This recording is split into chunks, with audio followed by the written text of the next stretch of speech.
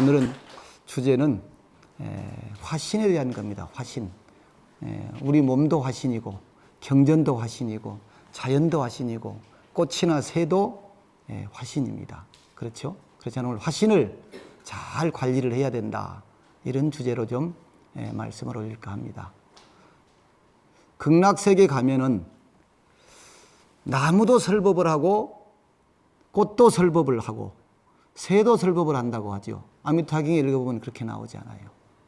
아미타경에 바람이 부드럽게 불어서 꽃과 나무를 살랑살랑 이렇게 흔들어대고 또 새들이 고운 목소리로 울어댑니다. 그런데 아미타경에 보면 뭐라고 되어 있습니까? 이것이 전부가 다 부처님의 설법이다. 팔정도라든가 37보리분이라든가 이런 설법이 되어서 우리에게 들린다는 거죠. 그런데 우리가 지금 듣고 있는 건 무엇입니까? 불평하는 소리, 잔소리, 욕하는 소리, 이런 소리들입니다. 설법이 아니잖아요. 근데 만일 이것이 극락이라면 그 소리가 설법일 것입니다. 받아들이는 사람이 어떻게 받아들이냐에 따라서 그 소리는 달라지기 때문입니다. 그러니 아미타경에서처럼 그 소리가 바로 육바라밀 팔정도를 설하는 소리로 들린다. 우리는 이것을 자연설법이다 그럽니다. 또는 나무도 꽃도 새도 설법을 하기 때문에 이것을 우리는 무정설법이다 그렇죠. 무정설법, 무정이 설법을 한다. 그러면 화신이라고 하는 것은 부처님의 법신이 다 변화해서 나타나는 것은 다 화신입니다. 근데 그 화신을 잘 관리하지 못하면 이건 죽도 밥도 안 됩니다. 그래서 관리를 잘 해야 되는 거죠. 여러분도 화신이에요. 앞에 있는 분들이 다 화신입니다. 자연도 화신입니다. 그것을 잘못 관리하면 설법은커녕 이 세계가 지옥으로 변합니다. 부처님에는 법신도 있고 보신도 있고 화신도 있습니다. 우리는 이것을 삼신이라고 하죠. 여러분들은 귀가 다 고급스러울 것입니다. 왜? 큰 스님들이 다 오셔가지고 좋은 말씀만 다 하셨으니까 귀가 얼마나 고급스럽겠습니까? 시원찮은 소리 들으면 잘 들어오지도 않을 것입니다. 근데 아무리 시원찮은 소리도 설법이 들어야 되는 거예요. 설법 소리로 들려야 되는 거예요. 이것이 청법하는 사람의 또 자세이기도 합니다. 우리들이 제사를 모실 때 아버님 영정, 할아버님 영정을 딱 놓고 제사를 모십니다. 비록 영정이지만 그 영정 앞에서 눈물도 흘리고 다짐도 하고 참회도 하고 이렇게 합니다. 그럼 영정이 무엇입니까? 조상님의 화신입니다. 법신이 무한의 모습으로 무진의 모습으로 나타난 것이 바로 화신입니다. 화신. 내 자식이 화신이에요. 내 남편이 화신이에요. 그런데 남편의 소리가 잔소리로 들리고 부인의 소리가 바가지로 들린다면 이건 조금 화신이 이상한 겁니다. 화신이 이상한 거예요. 모든 모양이 있는 것은 더러워지고 망가지고 없어집니다. 이것을 우리는 유의다 그래요. 유의무의라고 하지요. 유의라 그래요. 시간이 지나면 때가 끼고 부서지고 맙니다. 그러나 그 유의의 형상을 의지해서 삼보 법신이 깃들 수 있습니다. 내가 아무리 늙어도 이것이 부처님이기 때문에 이것을 소중히 해야 되고 이걸 관리를 잘해야 되고 이것이 바로 화신이기 때문에 그래서 제가 좋아하는 구절인데요. 형상은 법신이 머무는 그릇입니다. 그 속에 부처님이 들어있잖아요. 그 형상 속에 그의 형상 속에 그의 형상 속에 그러니 그 형상은 부처님이 들어와 계시는 그릇입니다. 형상 즉 법신지기다 그랬어요. 법신이 머무는 그릇이다. 이것을 제가 뭐라고 바꾸느냐? 화신은 법신을 담는 그릇이다. 이렇게 바꿉니다. 화신이 법신을 담는 그릇이다. 화신은 유이고, 유루 다 새버리고 깨져버리고 더러워져 버려요. 유루입니다. 유루고 더러운 거 연법입니다. 그렇지만 화신은 법신을 담는 그릇이다. 그렇기 때문에 우리는 아무리 못난 존재일지라도, 아무리 마음에 안 드는 존재일지라도 존중하고 받들고 잘 대해야 하는 이유가 여기에 있는 것입니다. 그릇이 깨끗하면 그 안에 담는 물도 깨끗합니다. 그릇이 더러우면 아무리 깨끗한 물을 담아봐야 더럽죠. 근데 나는 아무리 걸레라도 내 안에 들어있는 것은 법신이에요. 부처님이에요. 그래서 우리는 항상 내 몸을 소중하게 생각하고 내 몸을 잘 관리를 해야 합니다. 이 몸이 없으면 부처님도 없고, 이 몸이 바로 부처님이고 부처님이 화연에서 나타난 화신이기 때문입니다. 따라서 화신이 청정하면 법신이 그 몸 안에 들어오게 됩니다. 우리는 부처님이 없다, 가피가 없다, 화신 관리를 안 해서 못 들어오신 거예요. 우리 몸이 더러우면, 마음이 더러우면 신장이 떠난다 그러잖아요. 신장도 살이 버리고 떠난다 그러잖아요. 똑같은 이치입니다. 늘 그래서 우리는 지겹도록 얘기하는 신구의 삼업을 얘기하고 있는 것입니다. 몸과 입과 마음을 잘 관리해야 된다. 그 대만 불광성사에 갔더니 성운대사께서 늘 하시는 말씀, 혼자 있을 때는 좋은 생각을 하고, 둘이 있을 때는 좋은 말을 하고, 셋이 모이면 좋은 일을 하라. 이것이 바로 제가 생각하는 화신을 관리하는 비법입니다. 비법.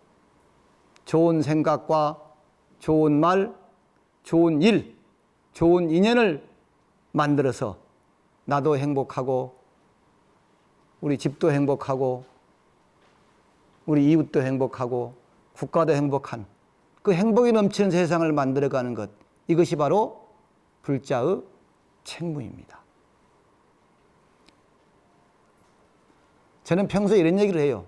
불평, 불만, 다툼, 갈등, 이런 것들은 그 근본 원인이 뭐냐?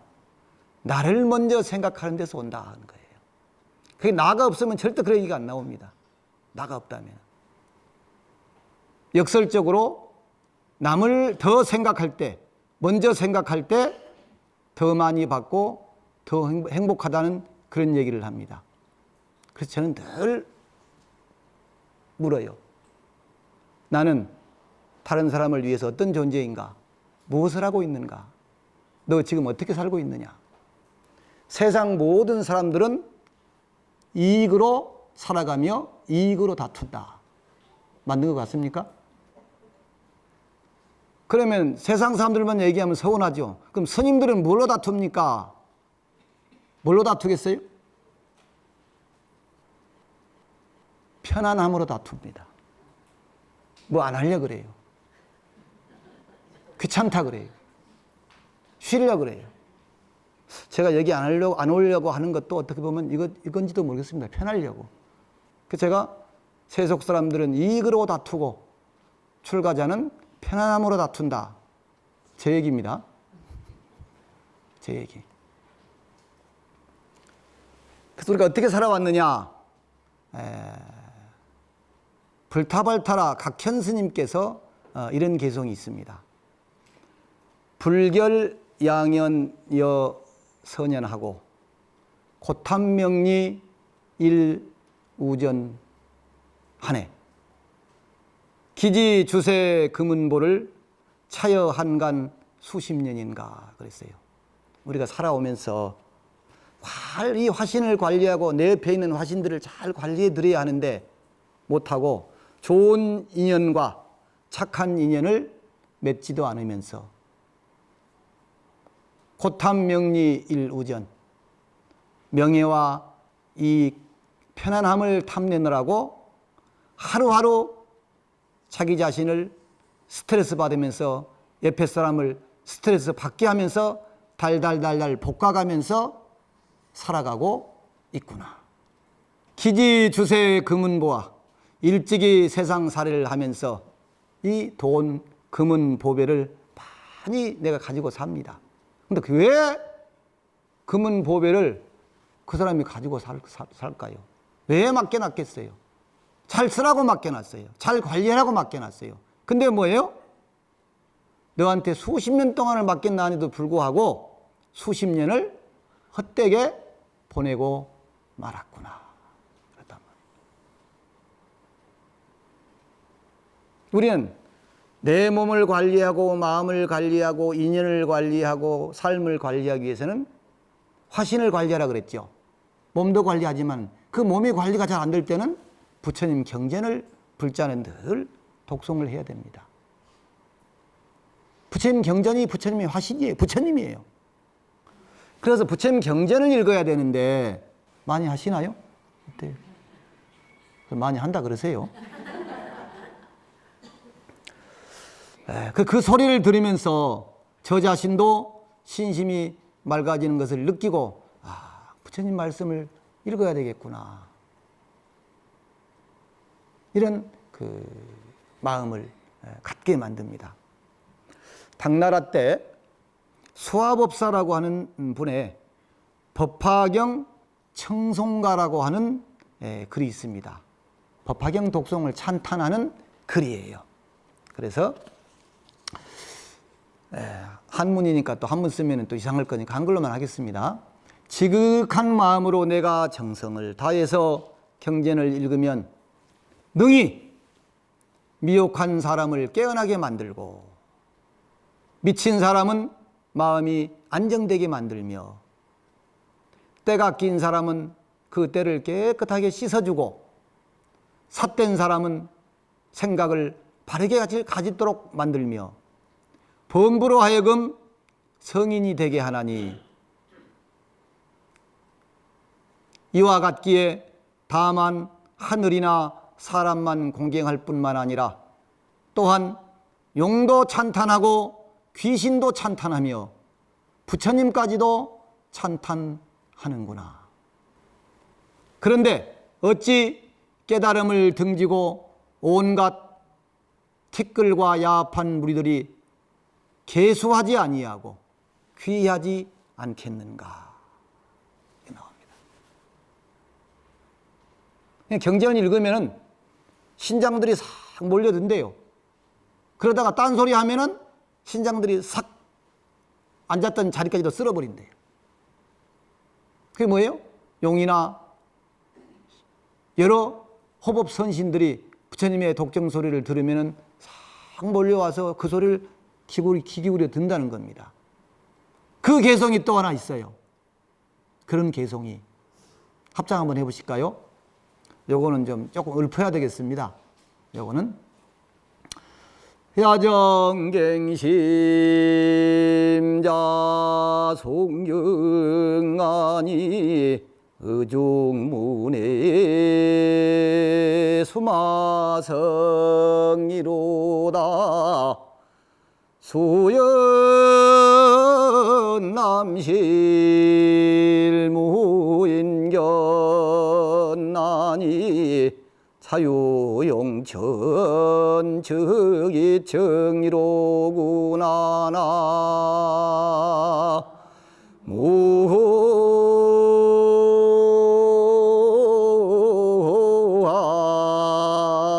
무함이 답을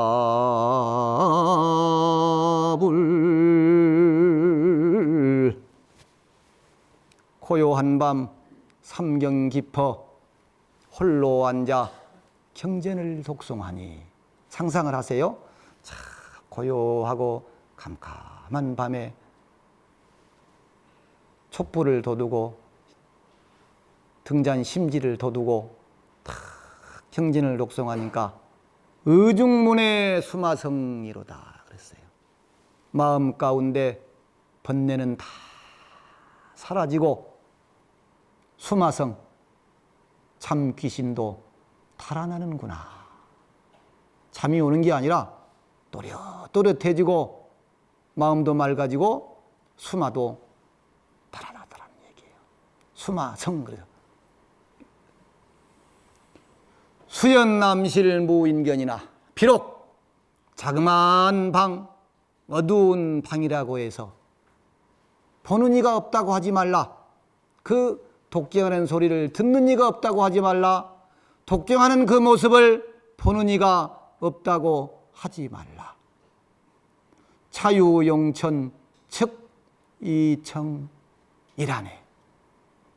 용과 하늘이 거기에 있어서, 용과 하늘이 거기에 있어서 가만히 귀를 기울여 듣고 있다네. 어떻습니까? 좋습니까? 네. 박수라도 한번 치세요, 그러면.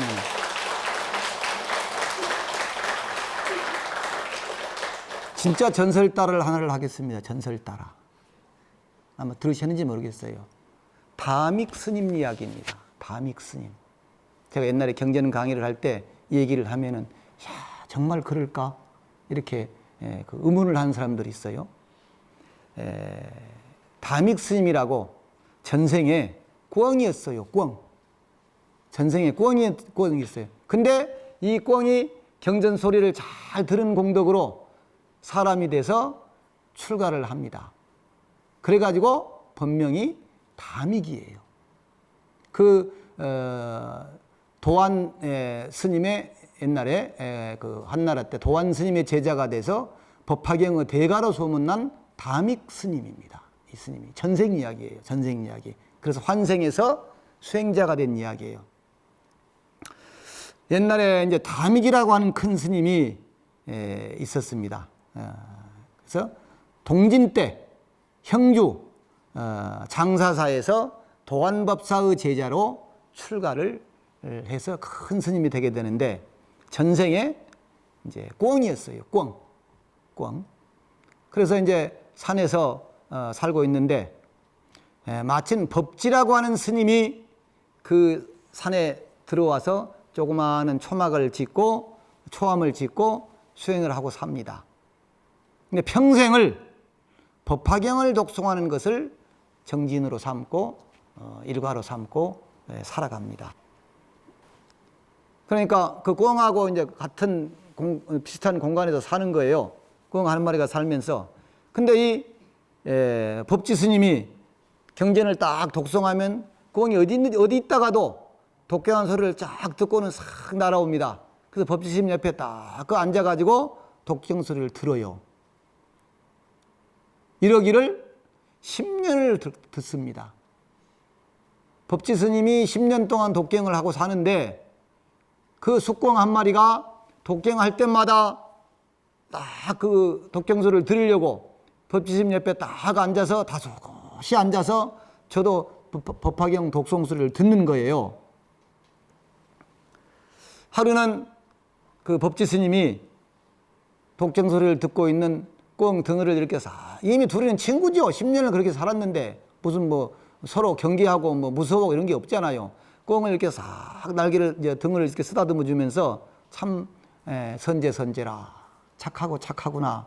너는 비록 금생에는 우족, 털이 달린 짐승, 우족 꿩이죠. 우족으로 태어났지만 네가 나와 더불어서 10년이 넘도록 법화경을 들었으니 아마 이 공덕으로 너는 다음 생에는 반드시 인도 환생할 것이야.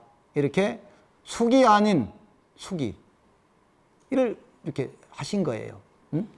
그러니까 보통 그러잖아요. 뭐 새나 뭐 미물들한테 아이고 이 소리 듣고 다음 생에는 인도 환생해라 이렇게 하잖아요. 근데 그런 거예요. 이제 그러고 며칠 뒤에 꿈을 꿨어요. 꿈을 꿨는데 한 동자가 꿈속에 나타납니다. 그러면서 꾹뻑 인사를 하면서 공손하게, 저는 10년 동안 스님 곁에서 법화경 독송 소리를 들었던 꿩입니다. 그동안 스님의 법화경 소리를 들은 공덕으로 제가 이제 해탈을 하게 됐습니다. 이곳에서 30리 떨어진 데 마을에 왕씨 집안에 제가 태어나게 됐습니다. 제가 버리고 간 이 육신은, 이 화신은 암자 뒤에 나무 밑에 묻어주시고 뒷날 스님께서 제가 부처님의 제자가 될 수 있도록 인도해 주십시오. 그리고 이제 꿈을 깨겠죠. 꿈에서 이제 깼어요. 이튿날 다 꿈에서 깬 스님이 이제 동자가 일러준 장소에 가봅니다. 그 뒤에. 그러니까 말 그대로 꽁이 해탈을 했어요. 이제 꽁 시신이 있는 거예요. 그래서 그 꽁의 부탁대로 나무 밑에 잘 묻어줍니다. 그리고 10달을 계산하는 거예요. 얘가 지금 죽었으니까 이제 얼마 되면 태어나겠지. 이래 10달을 계산하는 거죠. 10달을 지난 뒤에 왕씨 집을 이제 찾아가게 됩니다. 그래 전후 사정을 말하고 얼마 있으면은 사내아이가 하나 태어날 것입니다. 이래 얘기해요. 여러 설이 있어요. 한참 자란 뒤에 갔다는 설도 있고 여러 설이 있는데 그때 태어나거든 뭐 출가를 시켜주십시오 이런 설이 있고 또 한 설은 한참 뒤에 이제 그 집을 찾아가는 거예요. 찾아가서 이 집에 아이가 태어났을 건데 보통 사람과 다른 점이 있습니까? 하고 물어요. 그러니까 그 주인이 깜짝 놀라면서 왕씨가 실은 아이 양쪽 겨드랑이에 꿩의 솜털이 나 있습니다. 꿩에. 그래서 이제 전생에 꿩이었다고 하는 게 증명을 하는 거예요. 그 꿩이었다고 하는 거를. 그래 이제 아이를 데리고 스님한테 보여주니까 얼마 이제 뒤에 간 얘기예요. 얼마 태어난 지 몇 살 되지도 않았는데 아이가 법지 스님한테 가려고 몸부림을 칩니다. 막 울면서 발버둥을 치는 거예요. 그래 법지 스님이 딱 안아주니까 언제 울었느냐 싶게 조용하면서 탁 앉아서 잠이 드는 거예요. 그래서 이제 말하기를 이 아이의 전생의 인연과 이 아이의 소망대로 이 아이는 장차 자라면 출가해서 큰 스님이 되게 하면 좋겠습니다. 그래서 이제 왕씨도 스님의 말을 듣고 10살이 되면은 절로 보내주기로 약속을 합니다. 또 일설은 이런 설도 있어요. 이 아이가 몇 살 먹어서 이제 찾아갔는데 그 아이가 문 밖 열고 나오면서 싹 스님을 찾아서 인사를 하면서 아이고 우리 스님 오셨네 이러면서 딱 맞이하더라는 거죠. 이런 설도 있어요. 이런 설도. 그리고 또 여러 가지 설 가운데 거기서 법화경을 보여주면서 외워보라고 하니까 한자도 틀리지 않고 법화경을 잘잘잘잘 외웠다는 거예요. 10년을 꽁이 들었으니까 법화경을. 네? 그랬다는 거예요. 어쨌든 여러 설이 있는데 어쨌든 이제 폐일은 하고 아이가 16살 되던 해 유명한 그 동진 도안법사 여러분들이 석시라고 보통 하잖아요. 석가모니 부처님의 성씨를 따서 뭐 누구 스님들이 그러죠. 이 석시라고 하는 성을 쓰게 된 것이 이 진나라 때 도안 스님 때부터입니다. 그래서 미천 석도안이라고 하는 그 구절에서 이 처음으로 도안 스님이 자기 이름 앞에 석시를 썼어요. 그래서 이제 제가 성원 스님 이러면 석승원 이렇게 하잖아요. 그렇게 이게 최초로 시작된 게 도안 스님 때부터예요. 이 도안 스님의 제자가 된 거예요. 그래가지고 이분이 공부를 해서 당시에 유명한 법화경의 대가였던 담익 법사입니다. 담익 법사. 전설이 재밌었습니까? 그러니까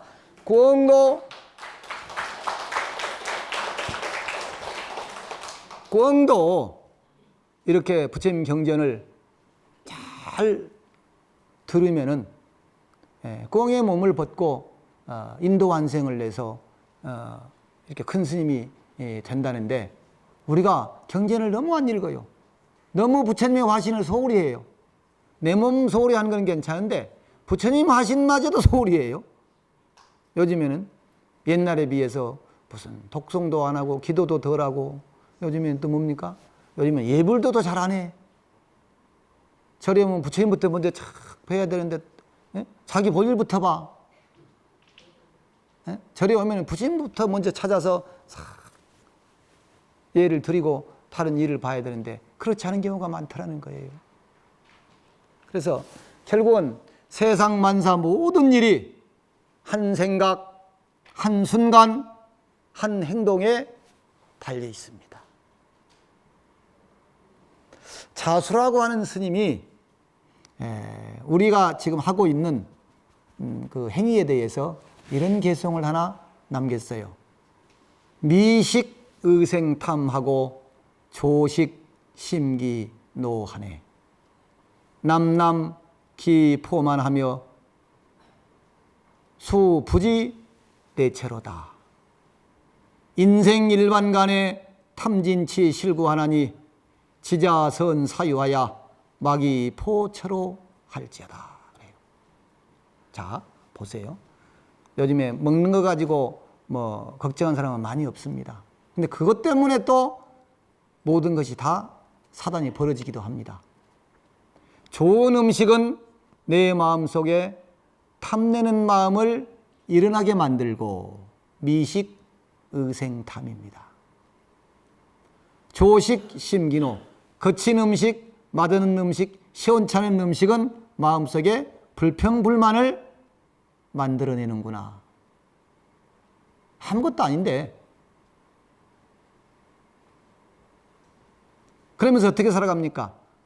남남 기포만 합니다. 남남이 뭐냐면은 음식을 먹으면서 냠냠냠 대고 먹고 씹어먹는 소리를 남남이라고 표현한 거예요. 조잘조잘 하고 또 떠들고 먹잖아요. 그게 남남이라고. 남남 기포만. 예? 조잘조잘 떠들면서 기포만 배부르게 처먹으면서 이런 소리예요. 배부르게 먹으면서. 그렇게 하면서도 수부지일의 채로구나. 잠옷. 그 음식이 어떻게 왔는지를 생각하고 알지 않는구나. 지금 그런 것 같아요. 좋은 것만 찾고 맛있는 것만 찾고 이렇게 살잖아요. 그 다음 구절이 아주 멋집니다. 인생 일반간에 탐진치 실구하나니. 인생 뭐 있어?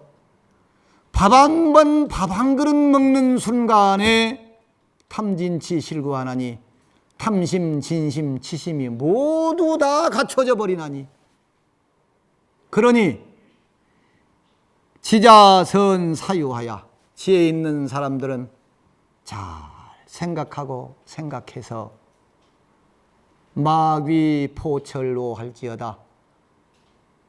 먹고 마시는 것을 잘못 먹고 마시지 말라. 아무 것이나 함부로 먹고 마시고 불평하고 불만하고 하지 말지어다. 마음 쓰는 것이 이와 같습니다. 아까 한 생각, 한 순간, 한 행동에 다 들어있다 그랬잖아요.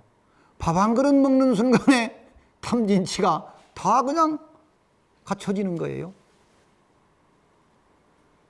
우리는 바라밀이라는 얘기를 합니다. 바라밀. 보살의 생명은 바라밀이다 그럽니다.